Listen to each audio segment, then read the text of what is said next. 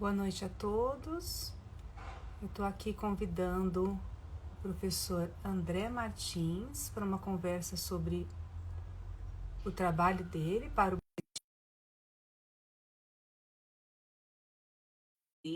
que a gente possa começar essa live. Acabei de convidar o professor André, vamos aguardar um pouquinho a entrada dele. Assim que ele entrar, nós iniciaremos a entrevista.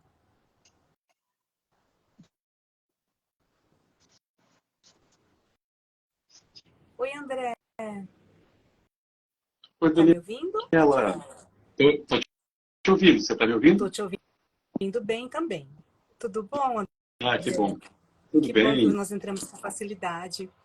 André, obrigada Isso. pela sua participação hoje à noite no Boletim Winnicott no Brasil. O Boletim é uma iniciativa do IBPW para dar visibilidade ao trabalho de pessoas que vêm há muitos anos se debruçando sobre o trabalho de Winnicott.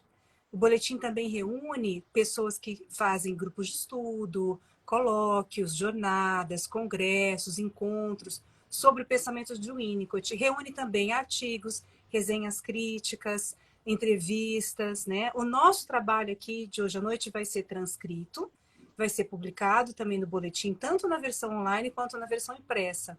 E nós estamos criando uma espécie de acervo desse tipo de trabalho, de pessoas que se debruçam há muitos anos sobre o trabalho de Winnicott. Hoje eu tenho o prazer de te entrevistar. Para essa entrevista eu vou ler primeiro o seu currículo, os artigos que eu li ao longo dos anos que você escreveu, e a intenção nossa é que seja uma conversa para apresentar o seu trabalho e para conversarmos sobre esse pensamento tão importante para nós, que é o pensamento de Winnicott. Tudo bem? Tá ótimo. Eu que agradeço o convite. Um prazer estar aqui. Adorei o conceito dessa série de entrevistas. Que vai ser uma delícia falar de Winnicott, do meu trabalho sobre o Winnicott. Que bom, André. Nós temos até, inclusive, agora foi o lançamento no dia 28 de outubro, a versão impressa do boletim. Né? Ele também vai ser como se ele fosse um livro. Também isso é muito interessante, né? Opa, claro. Então, eu vou ler o seu currículo. Só uma coisinha. Eu vou aqui só desligar o ar-condicionado, que está me incomodando o barulho de som. Tá bom. Eu aguardo. Enquanto eu aguardo você, eu vou ler para quem está Pronto. nos escutando Já. aqui. Já voltei. Já? Ok. Já. Enquanto eu aguardo. Então, agora eu vou ler o seu currículo para as pessoas que estão aqui, que nos ouvindo, que não o conhecem, né?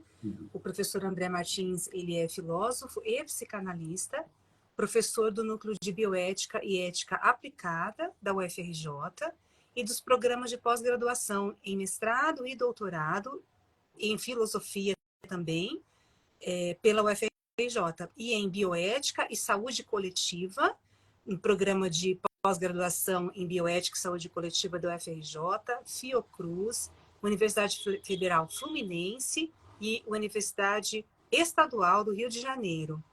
Professor André, doutor em filosofia pela Université de Nice, na França, em 1994. Doutor em teoria psicanalítica pelo UFRJ, em 2002, com pós-doutorado sênior em filosofia pela Université de Provence, em 2004, tendo sido professor visitante nas universidades de Reims e de Amiens e pesquisador na Universidade de Paris I, Sorbonne, de 2008 a 2011. Professor André é palestrante, curador e consultor, líder do grupo de pesquisas SPIN e editor-chefe da revista Trágica de Estudos de Filosofia da Imanência, ambos da UFRJ. Ele gravou palestras para o Café Filosófico da TV Cultura de 2005 a 2023.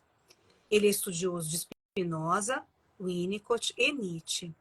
O professor André possui um canal do YouTube chamado André Martins Filosofia e um perfil no Instagram, @André Martins Filosofia, onde divulga o seu trabalho autoral. Bom, André, agora que eu li o seu currículo, eu vou te fazer a pergunta inicial que eu sempre faço para as pessoas que vêm aqui participar do boletim. Quando e como que você conheceu o trabalho de Winnicott, se interessou pelo trabalho de Winnicott, tanto pessoalmente quanto academicamente? Tá bom. Bom, então, eu fiz o doutorado em filosofia na França, pleno na França, tendo como orientador Clément Rosset, que é um grande filósofo que faleceu em 2018. E lá ele dava aula, embora fosse um filósofo, ele dava aula além de dar aula de filosofia, ele dava aula de teoria psicanalítica. E assistindo às aulas dele, eu me encantei, era um auditório lotado, inclusive com vários psicanalistas da cidade, era da Universidade de Nice, que iam como ouvintes assistir a aula dele, e comecei a comprar e devorar livros basicamente de Freud, Lacan, um pouquinho de Bruno Bettelheim, via que Bruno Bettelheim, volta e meia, citava o Winnicott, enfim, mas não conhecia o Winnicott. Quando eu voltei, defendi a tese lá, e voltei, e no início de 1995, eu voltei já com um pós-doutorado júnior, aquele chamado recém-doutor, e fui para um congresso em Brasília, e num ônibus do congresso eu sentei ao lado do Narman Harmony, outro grande estudioso de Winnicott, e um estudioso também, um autor, né, autoral, tem um trabalho maravilhoso, livros incríveis. E batendo papo com ele, a gente simpatizou de cara, ele me falou de Winnicott ao longo do percurso do ônibus, e eu falei para ele de Spinoza. E a gente viu uma afinidade enorme entre Winnicott e Spinoza, e uma afinidade enorme também entre eu e ele. Uhum. E voltando para o Rio de Janeiro, ele me convidou, e eu aceitei, feliz, a fazer a formação no Círculo Psicanalítico do Rio de Janeiro. Então, enfim, meu contato com o Winnicott foi através do Narman, como eu faço sempre, eu comecei a comprar milhões de livros de Winnicott, e a fazer a formação, entre outros professores lá da formação do Círculo, o próprio Narman, né? Então foi assim que eu entrei em contato com o Winnicott, já doutor em filosofia, porém um jovem doutor, né, com 27 anos, e eu enveredei aí por essa descoberta maravilhosa que é a obra de Winnicott. Interessante você conhecer o Winnicott um pouco na França também, né? Então, na França não. Na verdade, eu estudei muito na França Freud, Lacan e um pouco de Bruno Bettelheim. E na volta... Eu entendi que alguma coisa de Winnicott você já tinha escutado lá, mas não, né? Lá você não escutava o Winnicott, entendi. Tá. Uhum. Tá bom. André, bom, o primeiro artigo que eu quero conversar com você, eu reuni para essa entrevista uma ordem cronológica, tá? E aí, o primeiro artigo que você começou a falar um pouquinho mais sobre o Winnicott foi em 1999, né? O artigo é O Superego da Neurose na Etiologia das Psicoses, que está nos cadernos de psicanálise do Círculo Psicanalítico do Rio de Janeiro, né? Foi quando você estava finalizando a sua formação, provavelmente, né? Já conhecendo o trabalho de Winnicott, né? Nesse artigo, você escreveu que pretendia abordar a questão do papel do superego da neurose na etiologia da psicose ou a questão da relação entre o superego e a psicose. Você iniciou seu artigo fazendo uma análise sobre a psicose na teoria freudiana e desenvolveu sua escrita na direção de conceitos winnicottianos relacionados à agressividade, falso e verdadeiro self e organização defensiva. Para justificar que, aí eu vou citar um trechinho daquilo que você escreveu. Você escreveu assim: através de Winnicott, portanto, fica-nos fácil compreender que a agressividade efetivamente contra a própria pessoa, o mundo e os outros, assim como a própria psicose, são reativas, defesas segundas contra agressões sofridas que impedem a expressão do self. Esse foi o seu trabalho inicial sobre o Winnicott, né? Você escolheu um tema complexo, né? E eu queria que você nos falasse sobre esse trabalho e sobre a sua primeira aproximação com a profundidade do pensamento winnicottiano academicamente, né? Isso. Então, eu já estava, né, com anos de formação no Círculo e com, enfim, essa aproximação, essa troca intelectual maravilhosa com o Narman Harmony. E nesse mesmo período, eu comecei também a frequentar uma instituição que também era incrível à época, chamava Toca, da Ana Rocha, uma psiquiatra, enfim, também conhecida como Ana Baiana. E ela fazia à época, né? Ela continua trabalhando, mas essa instituição fechou faz muito tempo. Ela fazia à época um trabalho incrível, em particular com psicóticos, né? Enfim, eu comecei a frequentar também outros grupos que trabalhavam com a psicose e tive contato também, né? Então, isso me ajudou a perceber com os meus próprios olhos, né, como que eu estava entendendo o que eu chamo, né, de psicodinâmica do psiquismo, de modo geral, e no caso, o da psicose era muito surpreendente, muito instigante. Nesse período também, em 98, eu iniciei um segundo doutorado em teoria psicanalítica na UFRJ, e esse artigo, publicado em 99, bom, no Cadernos do Círculo, justamente, onde eu estava terminando a formação, ele já é também o início da pesquisa do doutorado de psicanálise, que se baseou, enfim, foi um estudo de uma contestação, baseada em Winnicott, uma contestação ao conceito de pulsão de morte como originário. Ele foi publicado em livro como Pulsão de Morte, ponto de interrogação, por uma clínica psicanalítica da potência, pela editora da UFRJ. Infelizmente já está esgotado, mas espero reeditar em breve.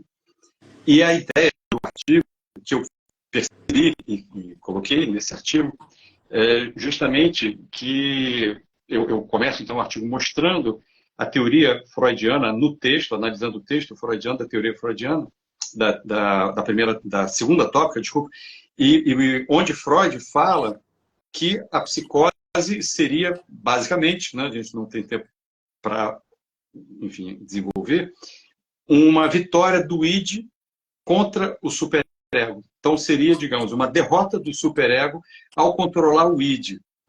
Ora, toda a minha bagagem de análise e crítica filosófica à metafísica. A minha tese de doutorado foi por uma ontologia não metafísica. Então, quando eu comecei a estudar Freud e Lacan, saltou aos olhos para mim o quanto que existia uma carga metafísica, uma herança direta e explícita, e que comprometia a própria base da metapsicologia freudiana e lacaniana. E a questão da etiologia da psicose ficou muito explícita para mim como um erro em Freud e Lacan. E aí, em particular, pegando Freud, quer dizer, enquanto Freud acreditava que a psicose vinha como uma vitória, digamos, do id, uma derrota do superego em controlar o id, isso evidentemente refletia, transcrevia uma crença falsa de que nós, seres humanos, temos um lado bestial que precisa ser civilizado e reprimido, no caso, pelo superego. Em Lacan, pela lei, etc., pelo simbólico. Bom, isso não faz sentido. Não faz sentido observando o ser humano, que eu já observava, enfim, né, já tinha concluído meu doutorado em filosofia, e, enfim, o doutorado me ajudou, claro, a aprofundar, mas não correspondia à realidade. Então, eu comecei a perceber nessa experiência, na Toca, com a Ana Rocha, nesse convívio da formação no círculo, em outras experiências também de contato direto com a psicose, a perceber que não era isso. E aí o Winnicott me ajudou a entender justamente o quê? Na origem não existe uma pulsão de morte.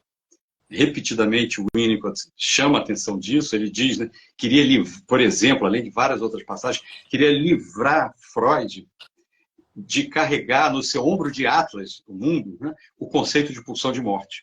Então, assim, Freud foi um gigante.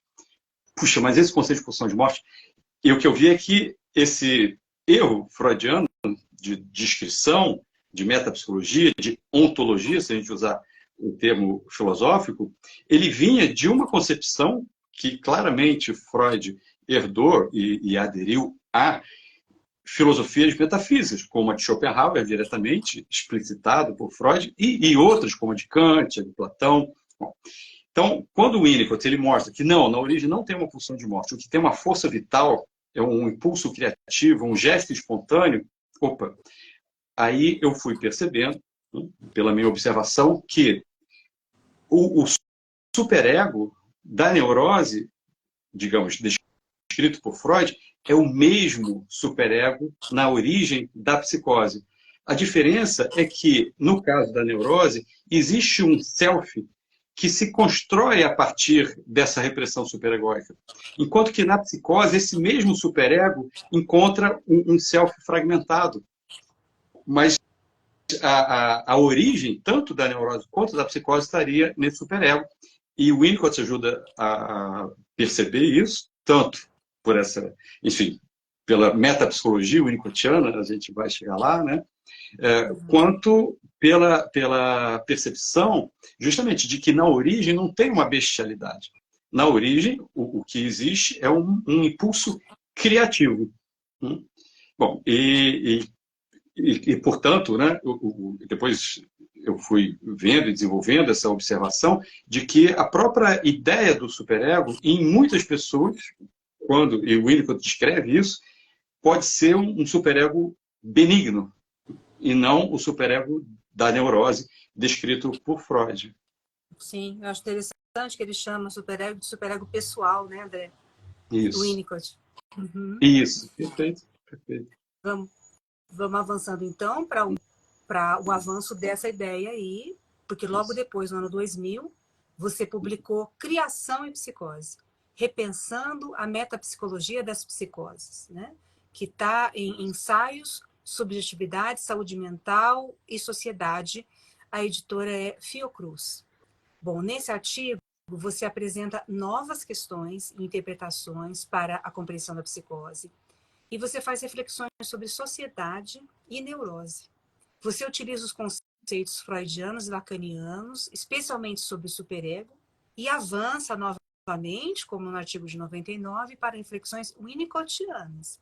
Então, vou citar o trecho que eu achei importante para mim, quando eu fiz a leitura, né? Você disse assim: também a psicanálise produziu seus autores, que não reconheceram no psiquismo uma necessidade de oposição entre a guerra e a civilização, entre uma natureza primária e uma cultura secundária. Entre eles, privilegiou pessoalmente D.W. Winnicott. Bom, nesse texto você usou também conceitos da filosofia de Spinoza e Nietzsche. Esse foi o seu primeiro trabalho acadêmico, né? Fazendo essa aproximação entre Winnicott e Spinoza, André. Você pode nos falar um pouquinho também sobre esse artigo? Claro, claro. Então, é isso. Esse trabalho foi uma continuação do anterior, né, onde eu mostro justamente isso, que a psicose e, do mesmo modo, a guerra, né, se a gente pensar em termos sociais, e no indivíduo, a violência, a destrutividade, não vem de uma pulsão originária. A destrutividade, o Winnicott diz explicitamente isso, né, quem estuda o Winnicott tem isso muito claro. A destrutividade é uma versão reativa quando o gesto espontâneo, o impulso criativo, de algum modo é reprimido. Então é o oposto, é diametralmente oposto do que Freud e Lacan dizem. A repressão, e por isso que fica muito clara usar isso para pensar a cultura. A repressão, isto é, o processo civilizatório, e hoje em dia a gente tem mais elementos também para pensar isso. O processo colonial, que antes de mais nada é uma colonização do desejo do outro. Então, o processo, a opressão colonial, nesse sentido justamente do quê? Em nome de civilizar os selvagens. É a mesma coisa que Freud e Lacan estão pensando em relação ao indivíduo. Baseado nessa teoria falsa, repito, falsa, não corresponde ao psiquismo, não corresponde à realidade, de que haveria uma espontaneidade, digamos, né, da destrutividade. E não. Aí o Winnicott ele vai mostrar, o que há é quando esse gesto espontâneo ele não é acolhido, ele encontra um ambiente hostil, essa espontaneidade, e num certo sentido, então, essa agressividade, ela é vivenciada ou percebida como uma agressividade violenta, destrutiva. É uma descrição nítida do erro, enfim, né, teórico de observação e clínico de Freud e Lacan. Uhum. Quando, nesse trabalho, eu já começo a colocar Spinoza e Nietzsche, porque é um trabalho muito anterior meu, que vem desde da minha dissertação de mestrado, cujo título é Por uma Filosofia Ética, onde ainda não existia, eu ainda não conhecia Spinoza, não conhecia a fundo Spinoza, mas já tinha essa pujança do pensamento do Nietzsche. E no doutorado, não só Spinoza, eu descobri Spinoza, como Spinoza entrou com toda a força no doutorado. Então, nesse momento, dados esses anos de conhecimento, de estudo de Winnicott, ficou muito claro que eles estavam, cada um a seu modo, falando, tendo uma mesma observação do real. Uhum. E aí eu comecei, sim, a já inserir o que eu já tinha percebido, observado e aprendido com Spinoza e com Nietzsche nos meus textos sobre o Winnicott. E esse entrelaçamento ele foi não crescendo ao longo do tempo. Uhum. Ótimo, André. E aí eu vou saltar agora para um texto seu de 2008, tá? É um artigo chamado Religiões e Tecnologias Médicas, Soluções Mágicas Contemporâneas, uma análise a partir de Spinoza, Nietzsche e Winnicott. Ele está num livro que se chama-se Os Fármacos na Atualidade, Antigos e Novos Desafios, né? A editora é Anvisa, de Brasília. Nesse artigo, André, você escreveu, a partir da compreensão da teoria dos afetos de Spinoza e da teoria psicanalítica de Winnicott, com o apoio da crítica nietzschiana à cultura, sobre alguns aspectos imaginários e geradores de afetos passivos presentes na contemporaneidade. E você escreveu sobre religião e sobre biotecnologia médica, né? Então, como que o trabalho de Winnicott ajudou você a pensar essas questões contemporâneas, né? Quais os conceitos de Winnicott que você utilizou? Você pode falar para as pessoas que estão aqui nos ouvindo? Antes de você responder, eu quero responder para as pessoas que estão perguntando aqui se essa nossa entrevista ficará gravada. Todas as entrevistas ficam gravadas aqui no Instagram do Instituto, tá? E depois elas, inclusive, são transcritas e publicadas no ícone Boletim Winnicott no Brasil, que está hospedado no site do IBPW, tá? Agora vamos falar então, André, sobre esse artigo Religiões e Tecnologias Médicas, Soluções Mágicas Contemporâneas. Como que o trabalho de Winnicott ajudou você a pensar essas questões da contemporaneidade? Isso.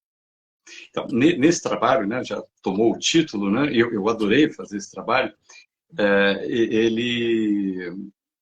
eu já comecei mais claramente a usar Spinoza, Nietzsche e Winnicott como o que eu chamo hoje ferramentas conceituais. Eu comecei a usar eles para pensar questões.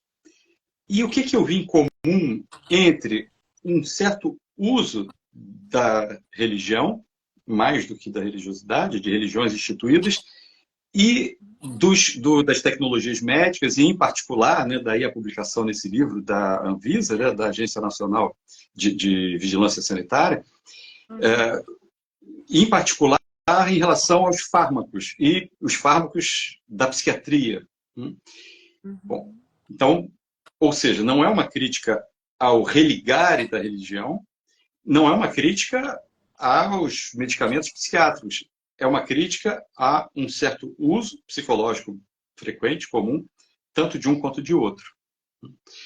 Em relação à religião, eu mostrei a crítica, né? Tanto que Freud, cada um ao seu modo, tanto Spinoza quanto Nietzsche fazem a religião, e os dois faz a religiosidade em si, fazem a religião como doutrina.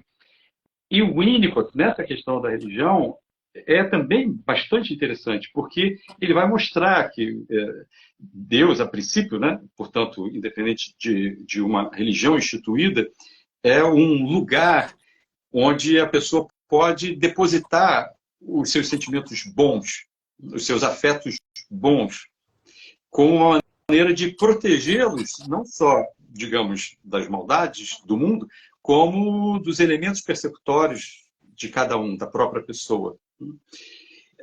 E o ponto em comum que eu vi em relação aos fármacos é porque tanto um quanto o outro, eles acabam tendo um uso de soluções mágicas, como se fosse, digamos, eu estou com um problema, ao invés de compreender esse problema e por quê e como, não só por quê, mas de que maneira eu estou me afetando mal com ele, haveria essa tendência do ser humano de pensar, não, eu vou entregar a Deus, né? Ou eu vou, enfim, pensar que Deus escreve certo por linhas tortas, enfim, vai tudo, todo esse aparato de crença, que Spinoza vai chamar de superstição, eu concordo com Spinoza, de uso da religião como uma varinha mágica para não entrar em contato com os próprios afetos.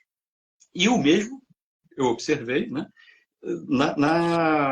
nas tecnologias médicas e nos fármacos, como um uso possível, frequente, também de não entrar em contato com os próprios afetos. Né? Quantas vezes a gente ouve, eu ouvi à época e continuo ouvindo, as pessoas se sentindo aliviadas psicologicamente, e sim, por conta já de um pensamento de culpa, etc.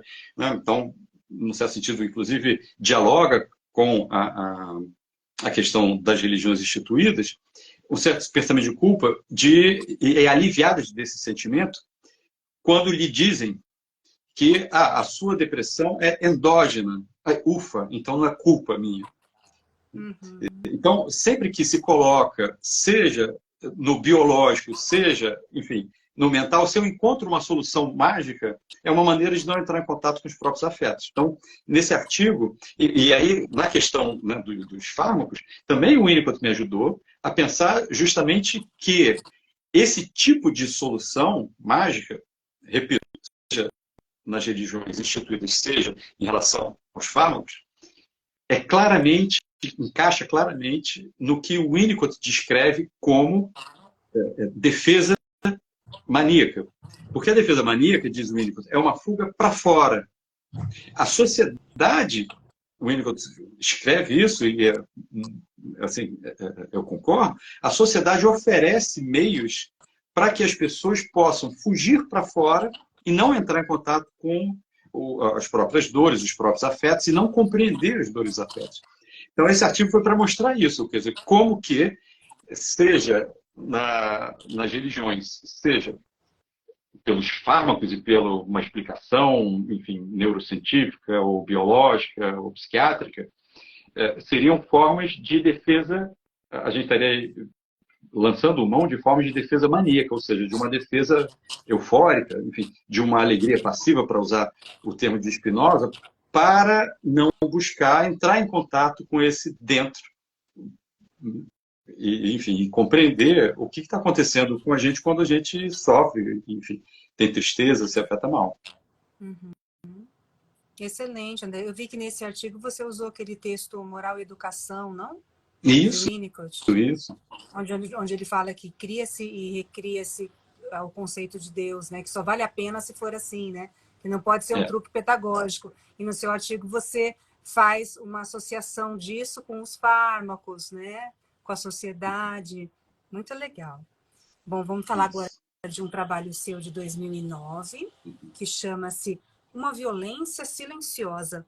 Considerações sobre a perversão narcísica, que está no caderno de psicanálise também, do Rio de Janeiro. Nesse texto, ao pensar sobre o comportamento do perverso narcísico, você se debruçou no estudo dos conceitos de falso self e holding, de Winnicott. E você escreveu, eu cito um trechinho aqui para quem está nos assistindo. O paciente perverso narcísico tentará com muito talento manipular o analista. Porém, como diz o Winnicott numa passagem crucial, o analista acredita no paciente e, quando este o engana, acredita nos motivos do paciente para enganá-lo. Bom, como esses conceitos que você colocou nesse artigo, André, falso si mesmo, holding, o ajudaram a pensar sobre perversão narcísica? Você pode contar para nós, por favor? Isso. Esse artigo também foi um artigo assim, que me deu muito prazer, enfim, muita satisfação escrever. Porque, enfim, à medida que a gente vai aprofundando esse conhecimento do psiquismo humano e com esse olhar psicanalítico, no caso winnicottiano, é impressionante, assim como é para o senso comum, tanto que hoje em dia está mais na moda do que a época, falar sobre personalidade narcisista. Nessa época, justamente, eu estava intrigado pelas personalidades narcisistas e tentando entender. E um livro me chamou a atenção, o livro da Irigoyen, só que ela não usava o Winnicott.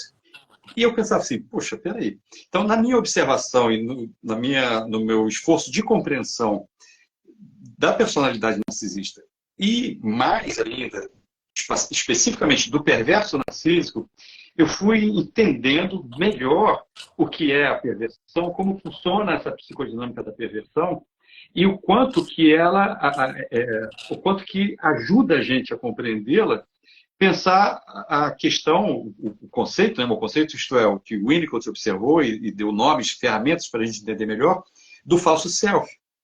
Porque o narcisista, digamos, no senso comum, a gente tem duas impressões, que eu diria, né? Que uma é de que ele é muito autoconfiante, de que ele se acha, enfim, etc., né? Tem um ego muito grande, no sentido, digamos, não técnico, talvez, do ego, mas nesse sentido do senso comum, de uma pessoa que tem uma autoestima muito grande. E uma outra coisa, né, que se ama, né? Narcisismo. A pessoa se ama a si mesma e ignora os outros, que os outros, né, são desprezíveis ou têm menos valor. E uma outra ideia que está geralmente associada ao narcisista é uma ideia, digamos, de uma maldade.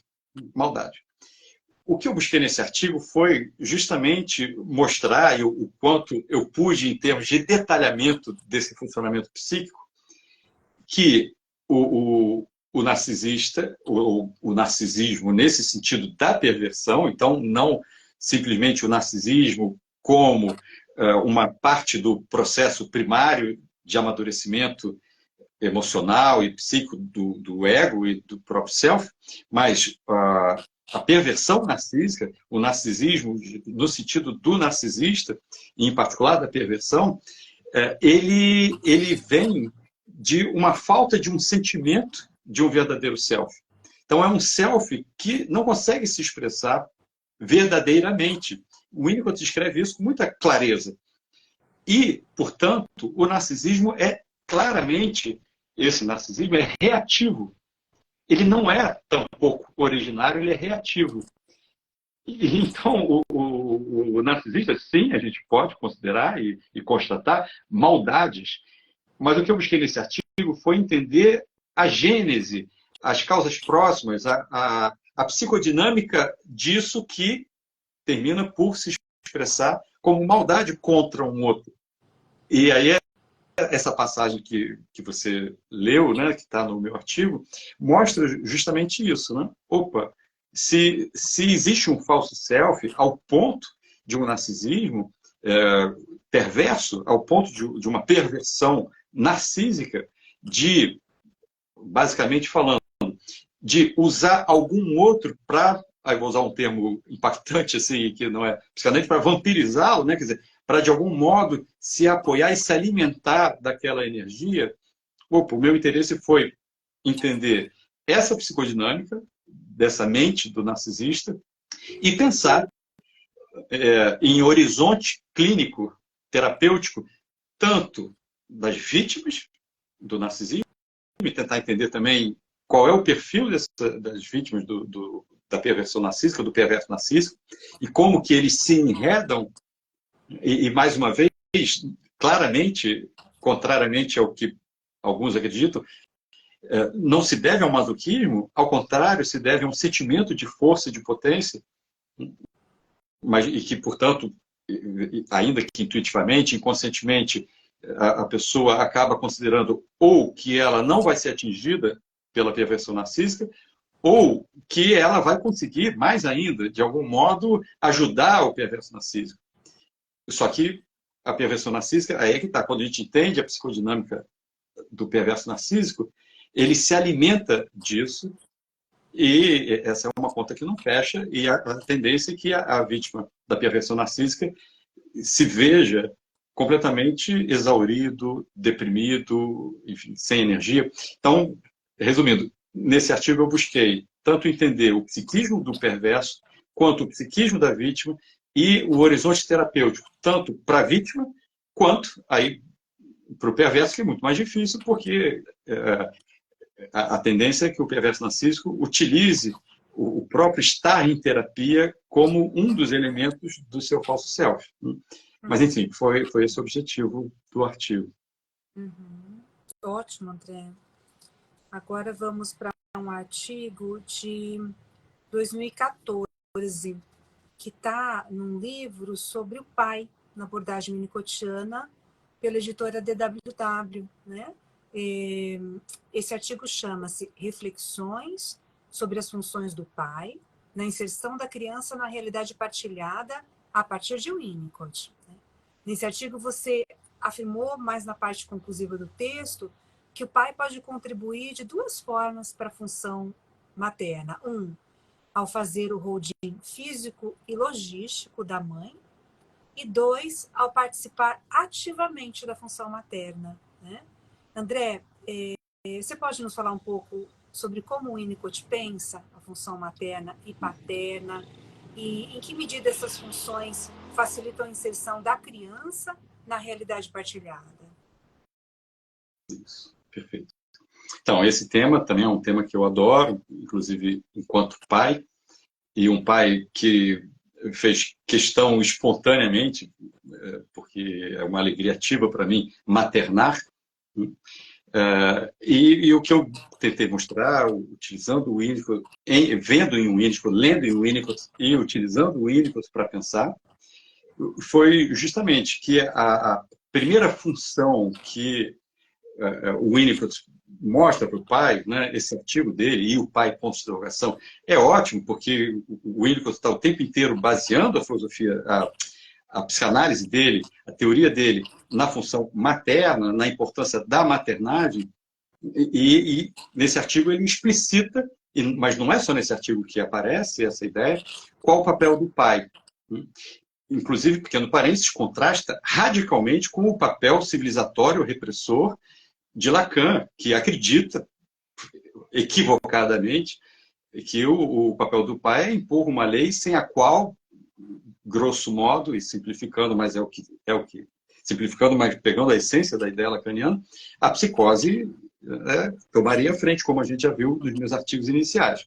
Bom, então, quando o Winnicott ele vai mostrar a função do pai, a primeira função que o Winnicott mostra é essa de fazer o holding da mãe para que a mãe possa fazer o holding do bebê. E o que eu pensei a partir de Winnicott, junto com o Winnicott, é que o Winnicott, embora ele fale da função materna, ele fale da mãe ambiente, em seguida da mãe objeto, em diversos, o tempo inteiro ele está chamando a atenção de que essa mãe é nesse sentido da função materna. Ou seja, ele usa o termo cuidador principal, ele fala mãe ou substituto. O substituto pode ser, enfim, uma mãe adotiva, que não é a genitora biológica, pode ser um casal homossexual masculino, e por aí vai. Pode ser o pai, num casal heterossexual, pode ser, e por aí vai, pode ser a avó, pode ser... Então, é uma função. Ou seja, o que ele estava dizendo, me parece claramente, é que justamente esse pai, ele pode, se fizer sentido, enfim, para ele, para o casal, para a mãe, participar dessa maternagem. E no próprio artigo eu lembro experiências, assim, en passant, por exemplo, dos países do norte da Europa, e não só, hoje em dia já tem outros países da Europa também, que não é só lá, Suécia, Dinamarca, Finlândia, onde a licença maternidade pode ser tirada pelo pai. No Canadá já é assim também. Então, nos primeiros meses, enfim, aí tem que ver a lei de cada país, mas pelo que me parece, nos primeiros 3 meses, então que ainda está muito próximo à questão da amamentação e tudo, a mãe é que cuida do bebê. Mas a partir de então, a licença maternidade, a mãe pode voltar ao trabalho e o pai assumir essa licença maternidade. Isso é um exemplo social, prático, desse reconhecimento de que essa função materna do pai, essa função de maternagem do pai, pode ser exercida. E, nesse sentido, essa função de maternagem do pai também é uma função paterna. Então, me parece que, mais uma vez, o Winnicott oferece as ferramentas conceituais para a gente compreender questões, nesse ponto em particular, que são extremamente contemporâneas, né? Que é isso dos papéis, né, de gênero e, sobretudo, na relação do cuidado com os filhos, com a casa, etc. Sim, ele parecia ser uma pessoa muito aberta, né, André, que nos convida sempre a ampliar o olhar, não? Isso, exatamente. Portanto, né, só para complementar, né, que estuda o Winnicott, né, sabe, entende claramente, que se o papel importante da maternagem é esse holding inicial, e esse holding inicial significa de uma mãe, entenda-se, função materna, ambiente, ou seja, de um ambiente que permita um gesto espontâneo, que permita que o bebê adquira uma confiança a partir de uma experiência da onipotência, para que ele não precise depois correr atrás reativamente de um sentimento ilusório de onipotência, então uma experiência de ilusão de onipotência, isto é, uma experiência real de potência. Então, pai e mãe podem perfeitamente estar juntos nesse acolhimento ambiental. Uhum. Isso mesmo, é excelente, recomendo a leitura desse artigo para as pessoas que estão nos ouvindo. André, eu estou um pouco preocupada com o tempo, porque o Instagram nos derruba com 60 minutos e nós já usamos 41 minutos. Eu ainda gostaria de falar sobre um artigo seu de 2015, sobre promessa, expectativa e esperança, ou como ter confiança na imprevisibilidade, ou um de 2021, que é a grande identidade Spinoza, Winnicott, ou a força vital da imanência. Mas eu acho que a gente pode até voltar para esses artigos se sobrar tempo, mas eu acho que eu vou pular para o seu último artigo, que é desse ano, né?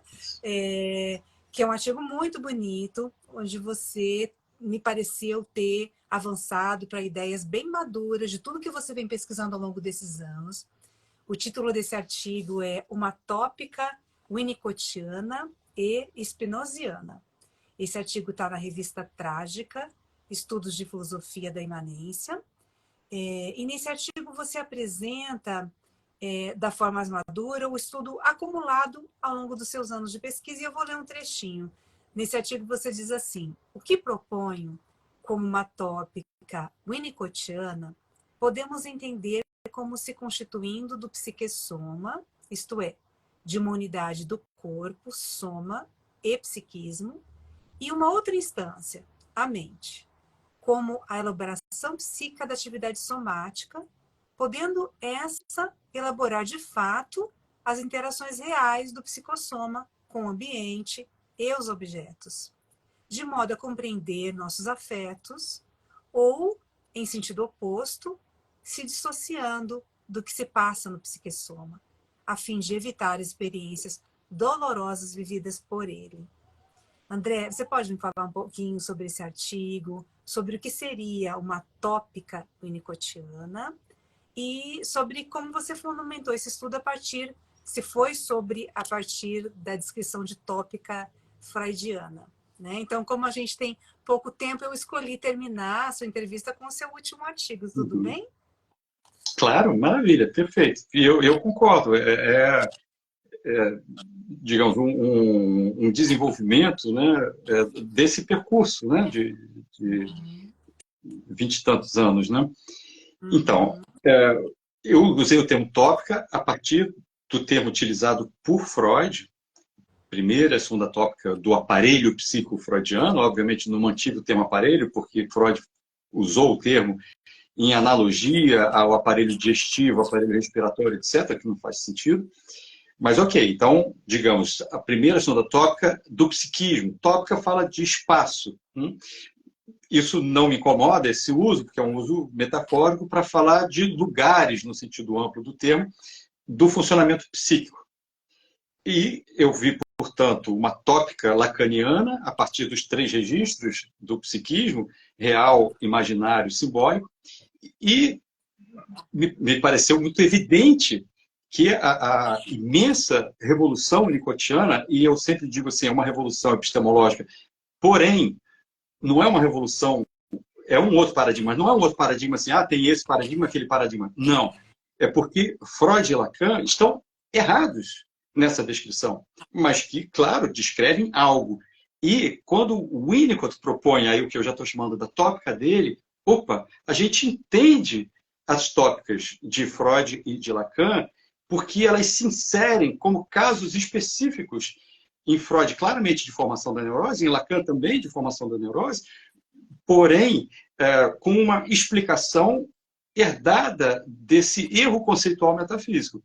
Bom, então, basicamente, tentando falar de forma breve, Freud pensou, primeira tópica, inconsciente, pré-consciente e consciente, e acreditava que as dificuldades psíquicas, os transtornos psíquicos, se deviam à repressão, ao recalque, e à repressão desse material recalcado, e que, portanto, uma vez que, através da terapia da palavra, fosse possível trazer o inconsciente ao consciente, que é uma das formulações famosas de Freud, não estaria mais recalcado, acreditava Freud, e os sintomas desse recalque, dessa repressão, desapareceriam. Isso não aconteceu.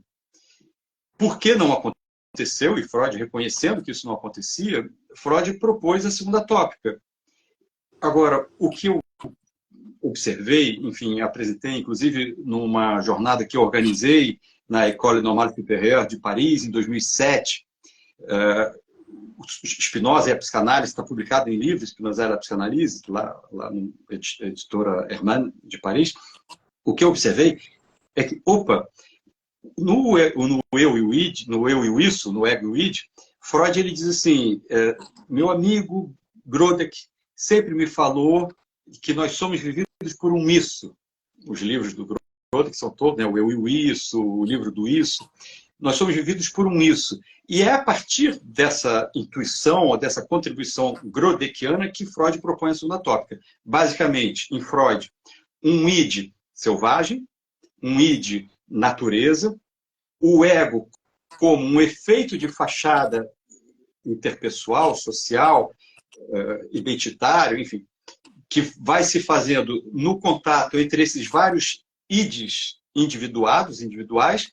Id é o isso, né, um indiferenciado, portanto, são indiferenciados individuais como parte de um grande diferenciado da vida. Bom, e esse ego, então, se formando como um efeito de fachada, isso geraria, provocaria essa instância psíquica do superego, porque a partir dessa natureza má, que não chamemos de má, mas heuristicamente falando, né, dessa natureza selvagem, dessa natureza destrutiva, pulsão de morte como pulsão originária, esse ego se formaria e o ego passaria a ter interesse na preservação, na conservação da individuação, e o superego surgiria como uma maneira de impedir a destruição interna, a destruição que, na verdade, vinha da natureza dentro de cada um de nós. Isso é a segunda tópica. Porém, quando Freud dá essa deixa de que ele pegou essa ideia de Grodek, eu fui em Grodek. Grodek tira essa ideia, olha que curioso, né? De Nietzsche e de Spinoza. Em Grodek, a tópica grodekiana, né, não seria essa de Freud, porque em Grodek o indiferenciado ele corresponde à substância única em Spinoza, isto é, a própria natureza. A natureza não como destrutiva, mas ao contrário, a natureza como potência criativa, autopoética, potência da vida. Então não é uma pulsão de vida individual, é a potência da própria vida. E Grodek tira essa ideia de que esse ego vai se formando nas relações de Nietzsche, dos parágrafos 16, 17, do para além do bem e mal. onde Nietzsche diz nós somos vivenciados por algo em alemão, por um isso, né, por algo. Então, Grodecker faz essa junção, que eu acho perfeita, entre a teoria nietzschiana, isto é, a maneira nietzschiana de perceber a vida e a individuação, e a maneira espinosista de perceber a vida e a individuação. Opa, então, na origem da segunda tópica, em Grodeck, o que existe é uma compreensão muito clara dessa força vital winnicottiana, em Spinoza, desse conatos, o superego, como eu vinha desenvolvendo ao longo, né, desses anos, essa percepção de que esse superego ele não precisa ser repressor, ele é repressor quando esse processo civilizatório entende, por engano, de que ao se deixar livre, né, a criança, a origem das pulsões é uma origem destrutiva, e que, portanto, digamos, o que é visto como o que é uma psicose, o que é visto como disruptivo, o que é visto como uma desordem mental, não é originário, é secundário, é reativo, é o contrário do que Freud e Lacan dizem. Bom, aí o que diz o Winnicott, por isso que eu chamei de tópica? Qual é a espacialidade que o Winnicott está propondo? Diferente de Freud e Lacan, que pegam justamente essa herança da história da filosofia metafísica, Lacan é agrégé, é um título de uma prova francesa, de panorâmica, dificílima de passar, etc. Ele é agrégé em filosofia. Freud fez um doutorado em filosofia, embora não tenha defendido tese. Então, essa herança metafísica deles divide esse lado selvagem, bestial, natural, de uma repressão necessária para tornar essa natureza inviável, viável. Ou seja, uma oposição dicotômica, metafísica, entre natureza e cultura. Em Winnicott não existe isso, porque o Winnicott está observando o bebê. Ele está observando também, não está... O Winnicott não tinha nada a ver com filosofia. Ele não estava aprendendo, lendo Schopenhauer, Platão, e projetando, fazendo uma identificação projetiva no que estava observando. Ele estava observando bebês. Então, o que o Winnicott percebe? Que cada um de nós somos um psiquessoma. Ou seja, não tem psique sem soma, nem soma sem psique. É dado. É exatamente o que Spinoza descreve. E é exatamente o que é observado na vida, né? E quando a neurociência descobrir isso, ela vai avançar muito, né? Então, o que é dado é um psiquessoma, é junto. E o que é a mente em Winnicott? Pensando nessa espacialidade. O Winnicott diz com todas as palavras. Sei que eu vou incomodar muita gente, enfim, e os filósofos, entendam-se metafísicos, ao afirmar o seguinte: a mente não existe, entenda-se, a mente não existe como coisa, a mente não existe como uma instância em si. A mente, diz Winnicott, é uma função do psiquessoma. Então, existe a mente como uma função do psiquessoma. O psiquismo é a elaboração psíquica da atividade somática. Mais uma vez, é exatamente o que eu vejo na filosofia da mente em Spinoza, né? Bom, então, voltando para o Winnicott, essa mente que elabora a atividade psicossomática é uma mente, é mais fácil de entender, reflexiva. Mas o que o Winnicott vai mostrar lá na infância? Quando o ambiente é hostil, essa mente ela se defende da experiência do psiquessoma sendo uma experiência dolorosa. Então, diz o Winnicott, a criança, o bebê, se refugia na mente. Então essa mente, mentalmente, ou seja, imaginariamente, vai se dissociar de uma experiência de dor. E aí a gente tem a formação do false self. Então, tudo que foi atribuído ao id malvadão, ao id selvagem, por Freud e Lacan, o real destrutivo, não, é um efeito imaginário real, mas meramente mental, de um refúgio na mente, porque o psiquessoma foi vivenciado num ambiente hostil na origem, no início, na primeira infância. Porém, essa mesma mente, se o ambiente não foi, e claro, isso tudo tem uma margem de reparação imensa, se o ambiente não foi hostil e não é hostil, essa mente, ao contrário, ela pode usar essa reflexividade, ou seja, essa função do psiquessoma, pode usar essa reflexividade para compreender o que se passa nos momentos de dor, também nos momentos de alegria.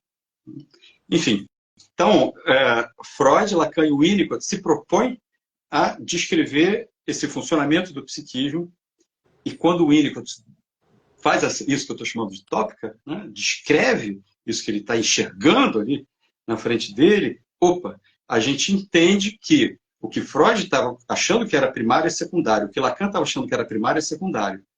Ou seja, eles estavam descrevendo especificamente um tipo de enfermidade psíquica, em particular a neurose. Ponto. E a descrição de Winnicott, ela abrange essa descrição da primeira e segunda tópica freudiana e a tópica lacaniana, mostrando que elas estão erradas ao serem generalizadas e ao descreverem como ponto de origem uma pulsão de morte ou um real destrutivo. E em comparação dessas tópicas, você ilumina a estrutura da teoria winnicottiana, né, nesse seu artigo. Eu imaginei que você fosse falar um tempo maior sobre esse artigo, por isso que eu fiz questão de perguntar sobre ele para você, mas infelizmente, André, o Instagram nos derruba com 60 minutos, nós ocupamos já 55 minutos, né? Ainda ficou faltando eu conversar com você sobre o artigo, sobre promessa, expectativa e esperança, ou como ter confiança na imprevisibilidade, que é muito interessante, e ainda o artigo A Grande Identidade Spinoza-Winnicott, ou A Força Vital da Imanência. Mas eu queria dizer para todas as pessoas que nos acompanharam ao vivo, até aqui, que tudo que nós conversamos vai estar gravado no Instagram do Instituto, vai estar transcrito no ícone Boletim Winnicott no Brasil, no site do IBPW, e também lá no Boletim Winnicott no Brasil, a gente vai ter um acervo André Martins, a partir de agora, com a sua autobiografia winnicottiana, toda a sua história que você nos contou aqui, e todas as referências bibliográficas que eu estou mencionando aqui vão estar lá. Porque as pessoas aqui o tempo todo estão perguntando, eu peço desculpas que eu não consigo ler o que as pessoas estão escrevendo, mas alguma coisa eu consegui ler, que as pessoas geralmente perguntam onde estão esses artigos, como que a gente pode ter acesso, ou querem saber especificamente o nome dos autores que você citou, mas como a gente não consegue responder tudo que estão nos dizendo aqui, mas tudo vai constar lá no Boletim Winnicott no Brasil, tanto no site virtualmente, quanto depois impresso. André, muito obrigada por você nos descrever pessoalmente e com tanta vivacidade cada um dos seus artigos. Eu te agradeço em nome de toda a equipe do Boletim Winnicott no Brasil. Daniela, queria te agradecer de coração, agradecer a todo mundo que está presente, a quem for assistir isso depois. Queria convidar também a seguir meu perfil, @AndréMartinsFilosofia, do Instagram, e o meu canal do YouTube. No canal do YouTube tem várias lives, várias palestras, material extenso sobre o Winnicott, sobre Spinoza, sobre Nietzsche, sobre essa criação, essa construção autoral que eu tenho feito aí já há mais de 3 décadas, né? E o Winnicott já há mais de 25 anos. Então, se inscreva no meu canal do YouTube, no perfil do Instagram, enfim. E é isso. Então, queria te agradecer, Daniela. Fiquei super feliz com a entrevista, com o convite.